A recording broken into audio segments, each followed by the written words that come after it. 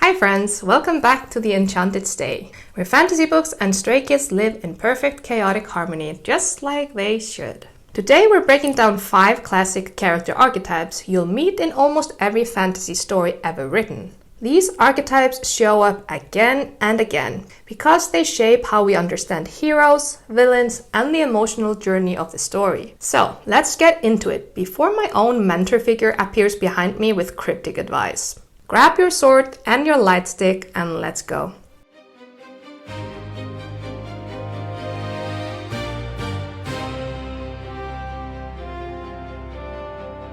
First up, we have one of the most iconic archetypes in storytelling, the mentor, also known as the sage. This is the wise guide who helps the hero begin their journey, usually with deep knowledge, magical abilities, and a tragic backstory they refuse to elaborate on until book 3.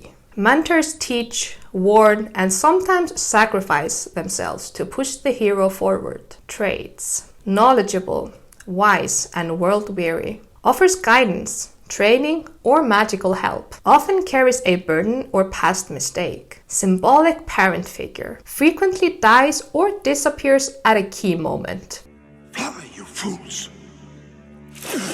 Sorry, mentors. Fantasy examples. Gandalf from The Lord of the Rings. The archetype of the archetype.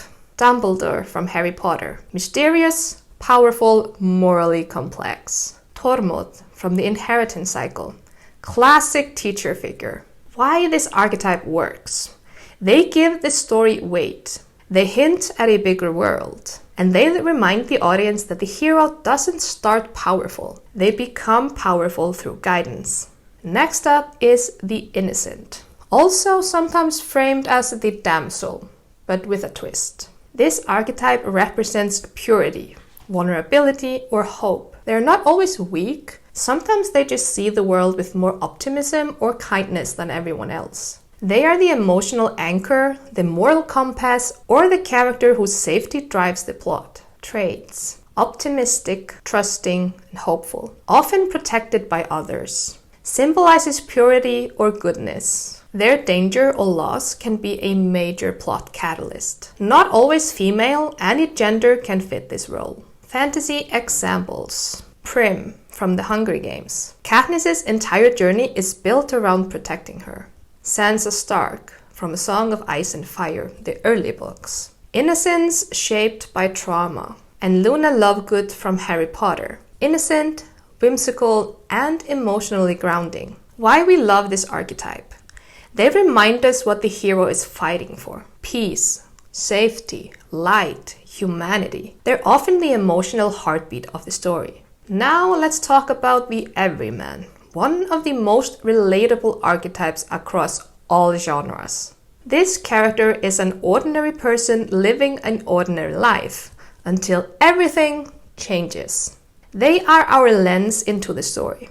They ask the questions we would ask. They panic the way we would panic. They grow in ways we understand. Traits: average in ability or status. Relatable flaws and fears. Learns as the audience learns. And thrives through courage, not destiny.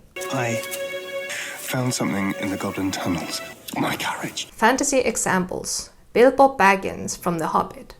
An ordinary hobbit dragged into an adventure. I'm going on an adventure! Samwise Gamgee from Lord of the Rings. The heart of the story and the true everyman hero. Kelsier's crew recruits Win in Mistborn series. She begins as an ordinary girl. Sophie Hatter from Howl's Moving Castle. A quiet, insecure girl turned adventurer. Why this archetype matters. We root for Everyman because they remind us that anyone can be extraordinary. Not because of prophecy, but because of courage. Let's lighten things up with one of my absolute favorites, the Jester. This archetype brings humor, wit, and freedom into the story. But don't be fooled, the Jester isn't just the comedic relief. They're often deeply intelligent, emotionally aware, and capable of saying truths others won't. Traits: humorous, sarcastic, and witty. Uses jokes to cope with pain. Breaks tension during dark moments. Often knows more than they let on.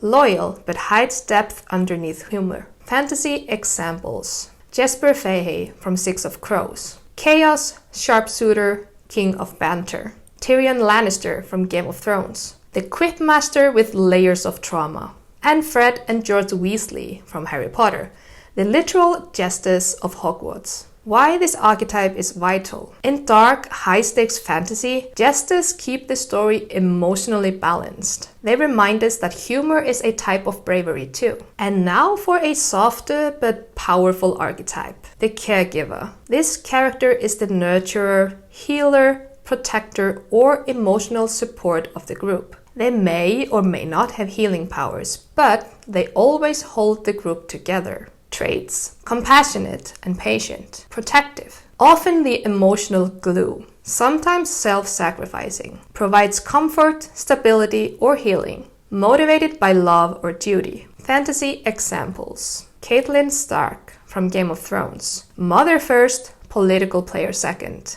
Inej Gaffa from Six of Crows, a fighter but also the moral and emotional anchor. Molly Weasley from Harry Potter, the ultimate found family mother. Why this archetype resonates? They represent unconditional care. They are the quiet strength behind every hero, the ones who make sure others can keep going. And there you have it, 5 classic character archetypes that show up across fantasy again and again. The mentor, the innocent, the everyman, the jester, the caregiver. Each one brings something crucial to the story. Wisdom, hope, relatability, humor, or heart. Let me know in the comments which archetype you love the most, and which one matches your favorite fantasy book, and which one matches your favorite fantasy character. If you love books, magic, or Stray Kids, this is your world. Don't forget to like, subscribe, and stay chaotic, stay magical, stay.